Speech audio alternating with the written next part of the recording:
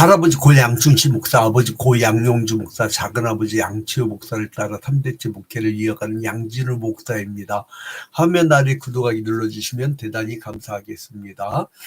이제 우리가 스가랴를 1장부터 8장까지 보고 오늘 9장을 보게 되어지는데, 이제 1장부터 8장은요 성전 재건을 격려하는 얘기가 나왔었죠. 즉 남유다가 멸망을 당하고 바벨론 포로로 끌려갔다가 70년 만에 귀환을 하는데, 바벨론은 중앙집권제라 막 끌고 가갖고 자기들 나라에 동화를 시켰어요. 근데 그러니까 이 바사가 등극하고 나서는 바사 즉 페르시아는 지방분권제입니다. 그래서 굳이 잡아둘 필요가 없거든요. 그리고 고레스 칙령에 의해서 이들을 돌려보내요. 그래서 이제 1차로 포로에서 귀환할 때 수르바벨하고 대제사장은 여호수아에 의해서 왔는데, 그때 그 선대에서 왔던 선지자들이 누구냐면 외쳤던 사람들이 학개, 스가랴, 말라기예요. 근데 이제 이 사람들이 이제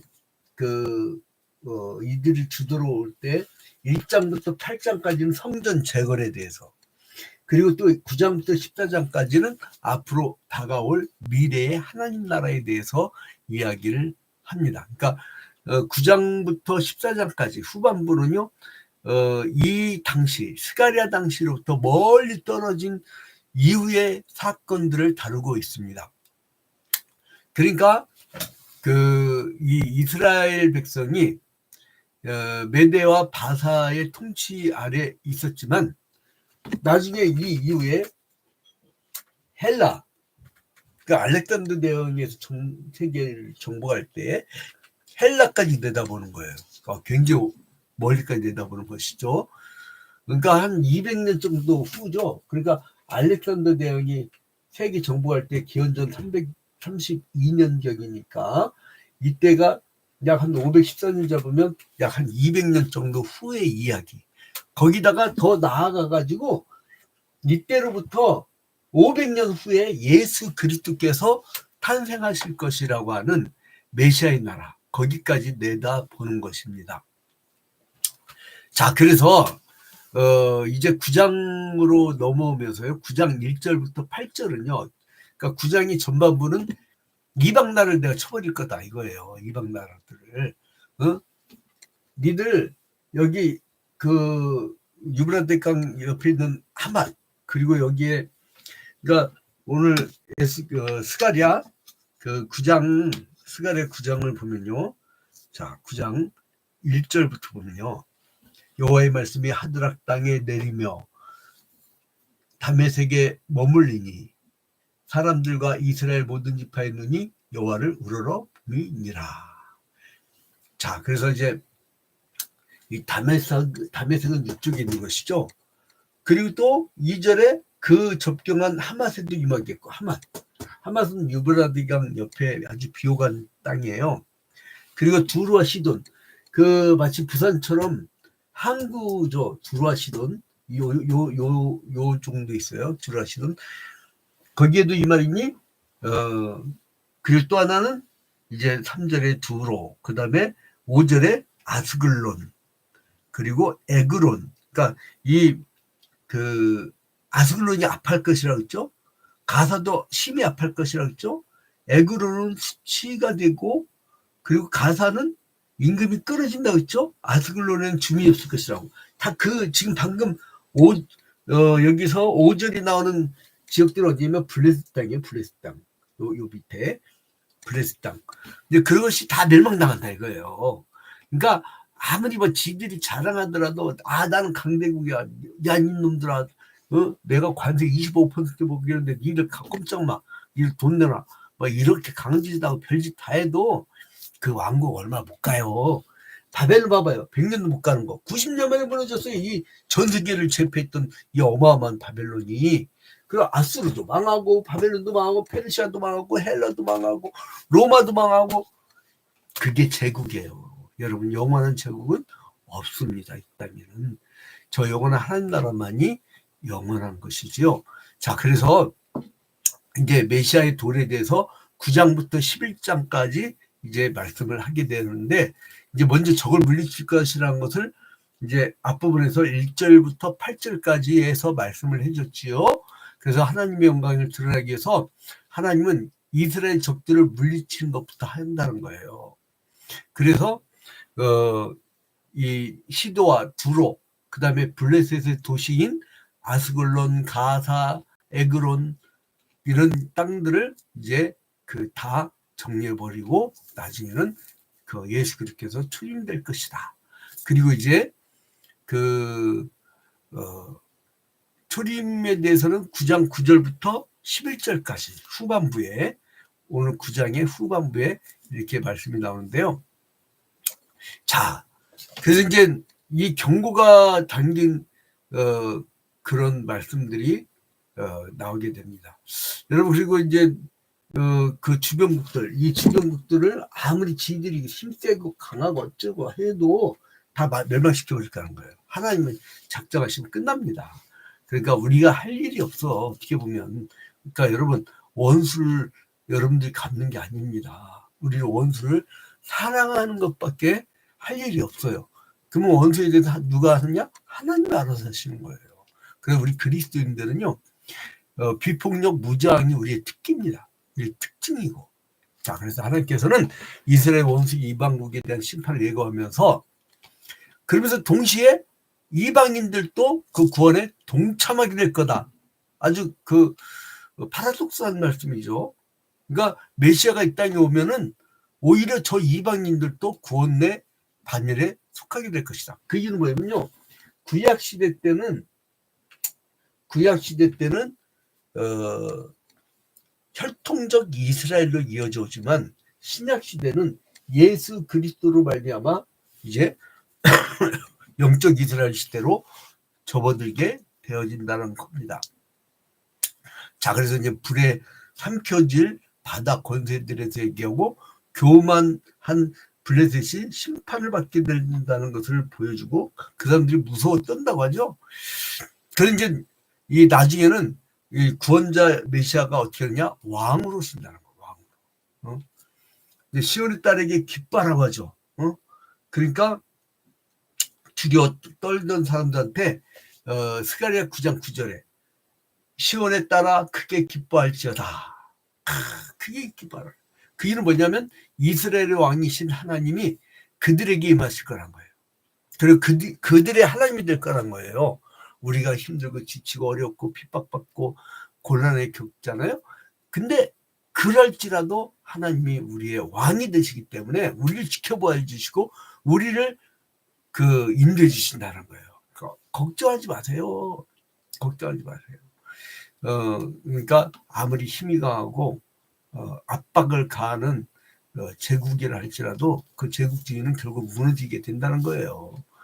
까불지 말라는 거예요. 그러니까 이제 근데 그 메시아는 어떻게 오느냐? 아주 특이해요. 진짜 힘없는 메시아야. 9절 봐봐요. 시온에 따라 크게 기뻐할지어다.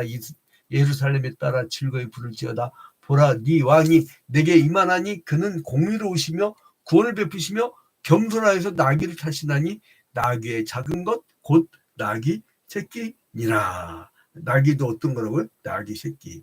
응? 이 새끼 저 새끼 할 때 그 새끼가 아니고 이제 이 나귀 새끼를. 근데 봐봐요. 구약은 그림자 혹은 예표라고 합니다. 신약은 실체라고 하고요. 이게 스가랴 9장 9절에 그는 겸손하여서 나귀를 타시다니 나귀의 작은 것 곧 나귀 새끼니라고 했죠. 메시아가 예루살렘 성전에 입성할 때 나귀를 타고 오신대요. 그게 어디서 실현돼요? 어디서 실현돼요? 마태복음 21장에서 예수께서 종려주일에 예루살렘 성전으로 입성을 하시면서 뭘 타고 들으셔요? 나귀 새끼. 그러니까 스가랴 9장 9절에 나와 있는 모습이 마태복음 21장에 나와 있는 모습과 대비가 된다는 거예요. 자, 그 다음에 이제 이러한 나귀 타신 왕을 통해서 그의 정권은 이제 온누리에 덮여진다는 거예요.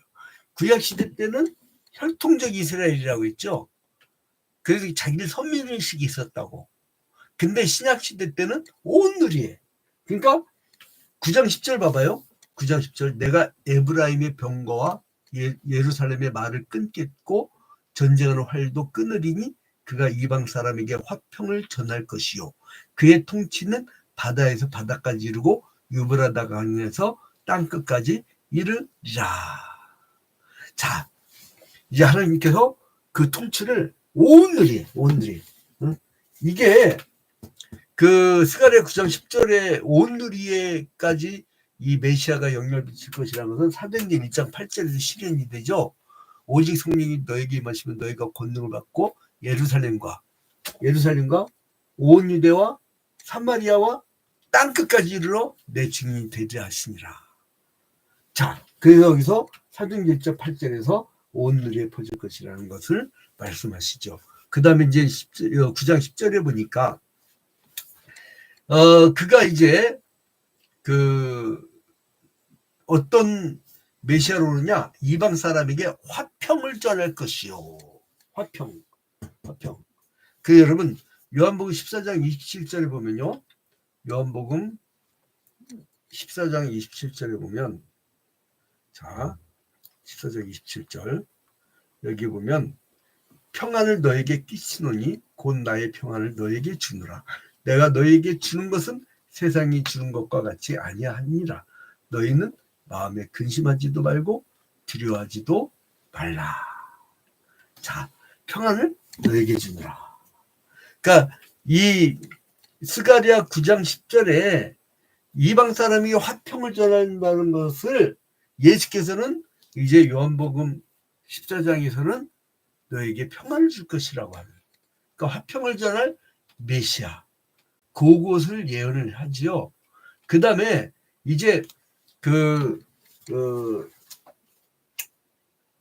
스가랴 9장 11절부터 12절에 보면 이 사람들이 이제 갇혔던 자들이었는데 이들을 풀어주잖아요. 풀어주잖아요. 자, 근데 봐봐요. 이 9장 11절부터 12절에 또 너로 말할진대 네 언약의 피로 말미암아 내가 네 갇힌 자들을 물 없는 구덩이에서 놓았나니 갇혀 있으나 소망을 품은 자들아 너희는 요새로 돌아올지니라. 내가 오늘도 이르노라. 내가 네게 갑절이나 갚을 것이라. 자, 이제 여기에서는 갇혔던 자들을 내가 너희를 풀어줄 것이다.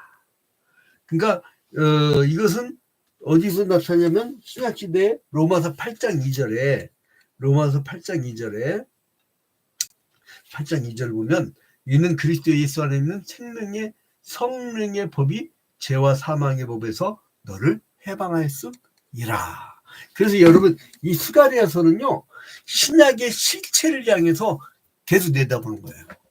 메시아 대망사상 계속 메시아를 기다리게 하고. 자, 그래서 이제 좀 시간 관계에서 우리가 자세히 않겠지만 더 추가를 하면 이제 백성을 양떼같이 구원할 것이라. 양떼같이 구원할 것이라고 하는 것이 그 스가랴 9장 16절에 나오잖아요. 9장 16절. 이제 시간에 안 읽겠습니다. 이것은 신약시대 때 요한복음 10장 14절부터 16절 여기 나오고요. 그 다음에 이제 예수께서 이제 은삼십에 팔린 건 11장 넘을 때 그때 또 한번 소개하도록 하겠습니다. 여러분 결론 맺도록 하겠습니다. 이 선지자의 눈을 보세요. 벌써 200년 후에 있을 사건들 그리고 그 주변국이 아무리 괴롭힌다 할지라도 결국 멸망할 것이라는 예언 그리고 또 더 나가서 500년 뒤에 예수 그리스도의 초림까지 나타봐요. 더 나아가서 이제 우리 시대까지 지나서 종말의 일을 이제 12장부터 14장 쪽으로 가면요. 나중에는 어디까지 나오냐면 재림 예수까지 역사의 마지막 종말까지 내다본단 말이에요. 여러분 그러니까 시야가 다르죠. 마귀 사탄은 자꾸 우리를 과거에 매이게 해요. 과거에 육의 그 사람으로 죄에 매여 있는 사람들로 자꾸 우리를 끌어당기려고 하는데 우리는 어떻게 돼요? 자꾸 앞으로 나가려고 해요. 자꾸 비전을 갖게 돼요. 자꾸 우리는 앞으로 이루어질 하나님 나라의 완성, 그걸 바라보고 우리는 실망하지 않아요. 좌절하지 않아요. 그래서 우리 신실한 그리스도인한테는 자살이라는 게 없잖아요. 왜요? 좌절하지 않으니까. 죽기 살기로 살면 삽니다. 그걸 그 사직생이라고 하는데, 아무튼 우리가 그냥 여러분 죽어봐야 뭐 천국밖에 더 갑니까? 그러잖아요. 그러니까 여러분 우리가 힘내고 용기 내고 희망과 소망 가운데 승리하는 여러분이 되시기를 주님의 이름으로 축원드립니다.